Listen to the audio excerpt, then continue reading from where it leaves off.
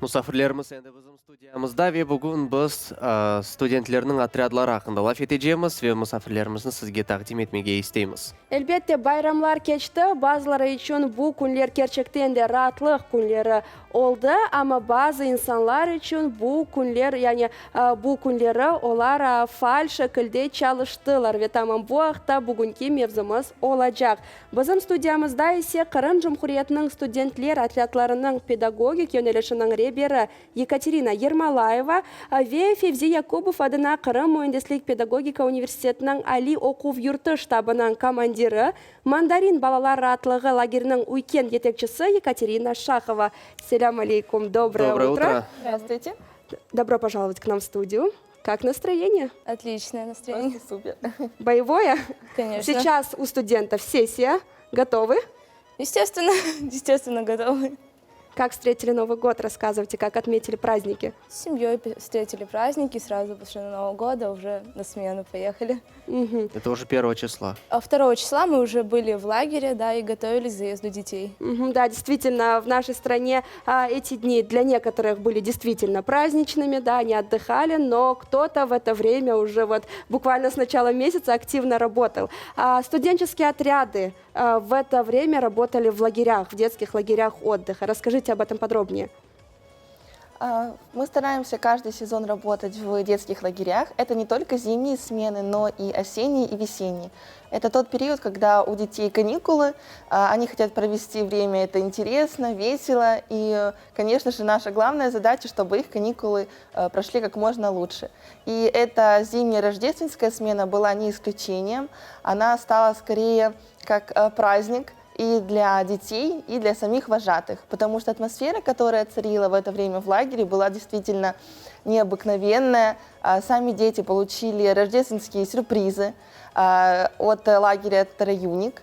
Там были различные сладости и, скажем так, мерч, блокноты от лагеря. То есть там делают все возможное, чтобы дети были действительно счастливы и довольны своим отдыхом.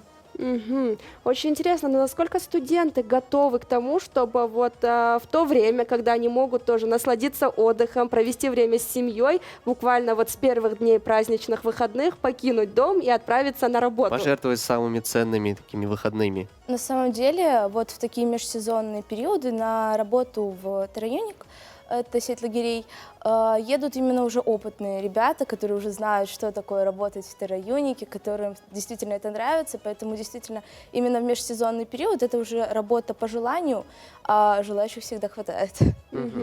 В этом году мы знаем, что немножко сложная ситуация. Все-таки как происходит процесс работы с детьми в лагерях на сегодняшний день в условиях пандемии? Ну, естественно, мы сдаем тест перед тем, как приступить к работе.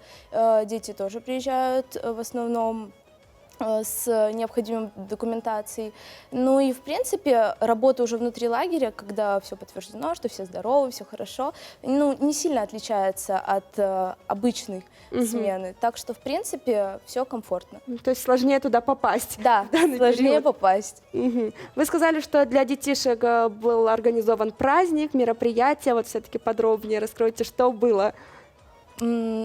В этом году, к сожалению, была только рождественская смена, обычно еще есть и новогодняя смена, но даже так к нам приходил Дед Мороз, привозили подарки, каждый вожатый, то есть ему предоставлялось то количество подарков, которым у них детей в отряде, и каждый вожатый уже для себя решал сам. Сделать подарок просто передать, либо придумать какое-нибудь новогоднее задание.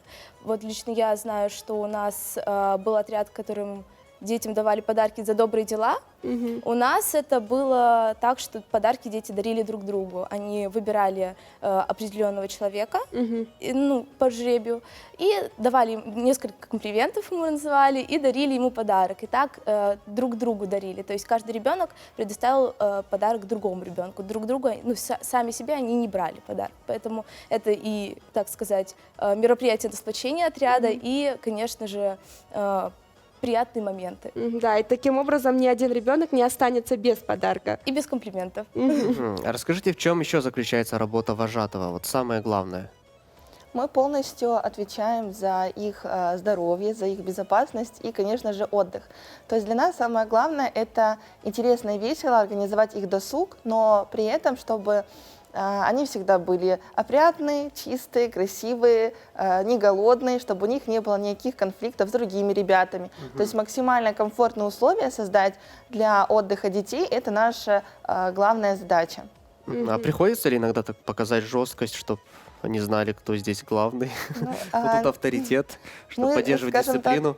проявляем не жесткость, а стараемся максимально по-доброму, вежливо, то есть доступно, без повышения голоса объяснить, если дети делают что-то неправильно. Если у них возникают конфликты, мы стараемся найти тот компромисс между двумя сторонами, который будет как бы подходящий для всех.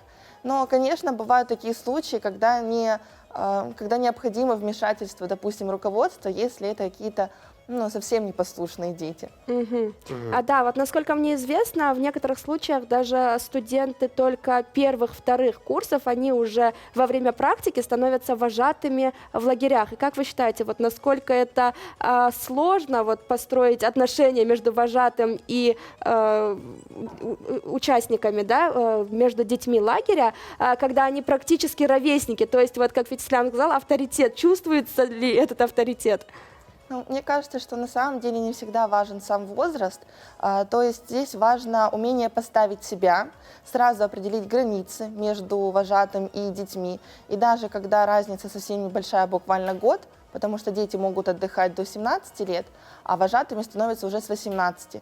То есть здесь все зависит от самого вожатого, от его подготовки, профессионализма, потому что для нас вот такое понебратство — это непрофессионализм. И то есть каждый вожатый, он должен это осознавать и ставить такие небольшие границы, но при этом сохранять дружеские отношения, доверительные с детьми.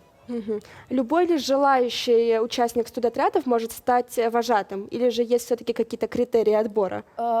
Каждый, кто вступает в студотряды и хочет стать вожатым, должен пройти некоторые этапы подготовки. У нас есть школа вожатых, которые проходят абсолютно все. И без этой подготовки вожатый не сможет стать вожатым, желающий стать вожатым, он не сможет стать. Что за этапы? Это сама школа вожатых, это онлайн-формат, некоторое определенное количество лекций, которые мы проходим, это и психология, это история, все прочее, что должен знать вожатый, и выездные школы для сети лагерей Терра-Юник. Это обязательно выездные школы, это дополнительное образование философии, потому что есть необходимые знания, которыми должны обладать абсолютно все.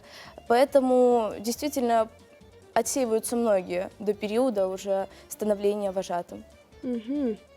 Насколько нам известно, студенческие отряды активно проявляют себя не только в сфере лагерей и в качестве вожатых, но кроме этого проделывается огромная работа в течение года. Подводя итоги 2020 года, вот какие наиболее масштабные проекты и мероприятия вы можете назвать, и всего ли удалось достигнуть, что было запланировано в начале года?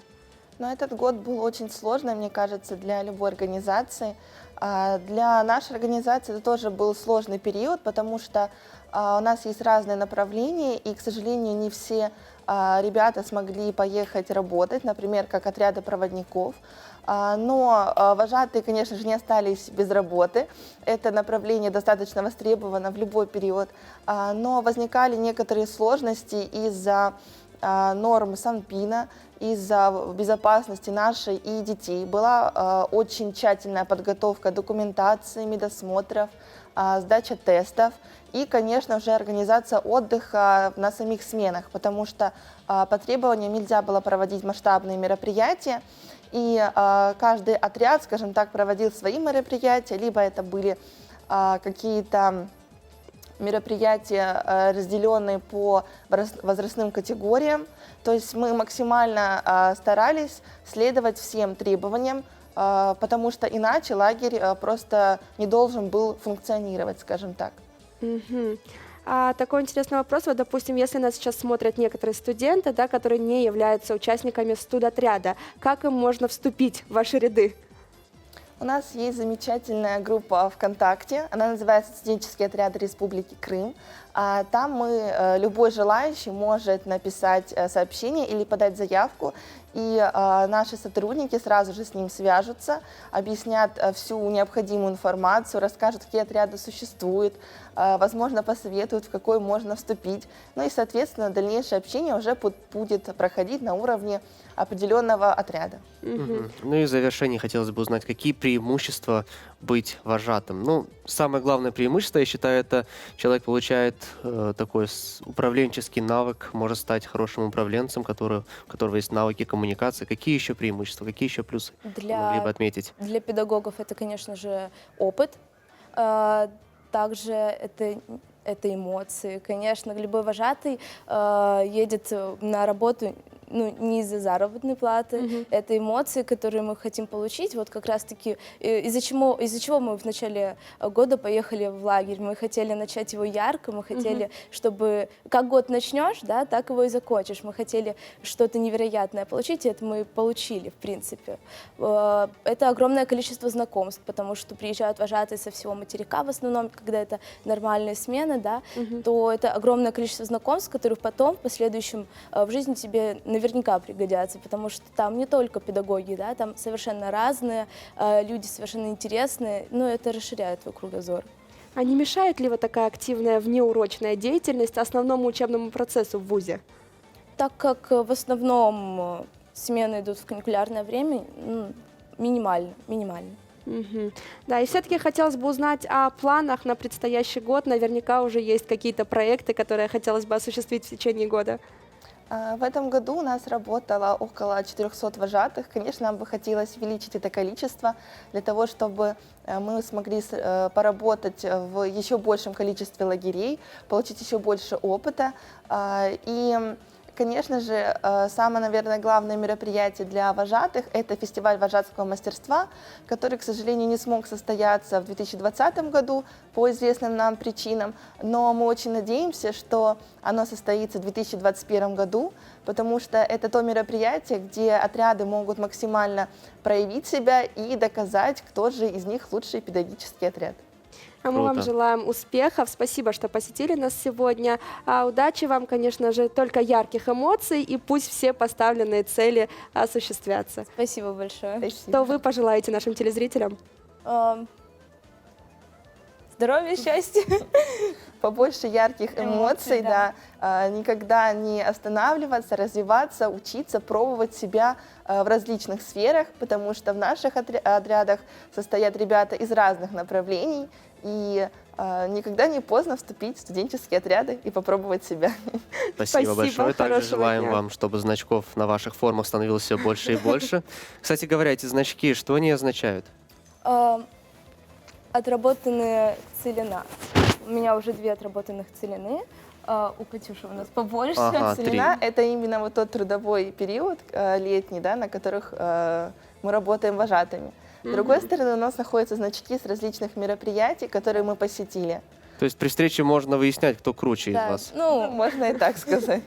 Кто опытнее, Да. кто больше, у кого было больше возможностей побывать на большем количестве мероприятий. Так Скажем. пусть их будет больше. Да. Спасибо, Спасибо что большое. пришли. Хорошего Спасибо дня. вам. İşte böyle sübyetimizin sonuna geldi sayılı dostlar. Yayınımız devam etti. En meraklı kısmımız da ileride olacak. Bunun için bizden ayrılmamız. Ayrılmayın. Şimdi ise növbеттeki kısım buyurunuz.